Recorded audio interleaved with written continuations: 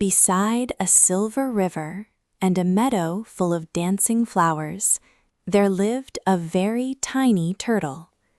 His name was Mossy, and he was smaller than all the others. While the big turtles splashed bravely in the river and climbed sunny rocks, Mossy liked to hide quietly under giant mushroom cats, feeling a little bit shy. One bright morning, the whole forest woke to a strange sound.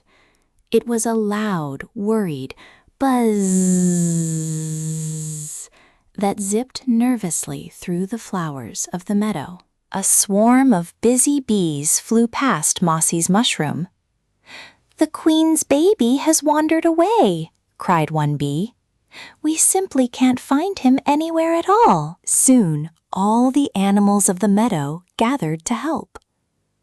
The rabbits began searching through the tall grass, their long ears twitching with concentration and purpose. High above, squirrels searched through the leafy branches of the trees, while gentle deer looked carefully behind all of the sweet-smelling berry bushes for the lost bee. But no one could find the tiny bee prince. Mossy peeked out from under his mushroom. "I could help," he whispered softly, but nobody heard him. Taking a deep breath, Mossy decided to search all by himself.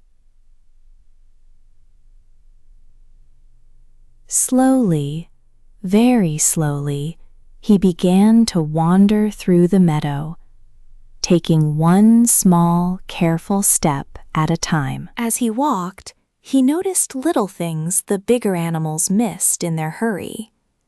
He saw a tiny, bent flower and a faint trail of golden pollen. And then, near the riverbank, he heard a tiny cry for help.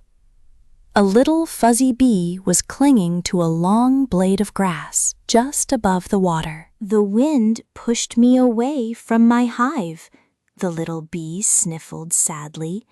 "Now I am too tired and scared to fly all the way back home." "Don't worry," said Mossy kindly. "I will help you." Carefully, he positioned his small, mossy shell to make a safe and sturdy little boat for the bee. The bee prince climbed aboard. Very slowly, Mossy carried him across the muddy bank, through the flowers, and all the way back towards the buzzing beehive. When the queen bee saw her baby, she hugged him tightly. "You found him!" she exclaimed, looking at Mossy with gratitude and complete surprise on her face. The other animals stared. "But how?" asked one of the rabbits. Mossy smiled shyly.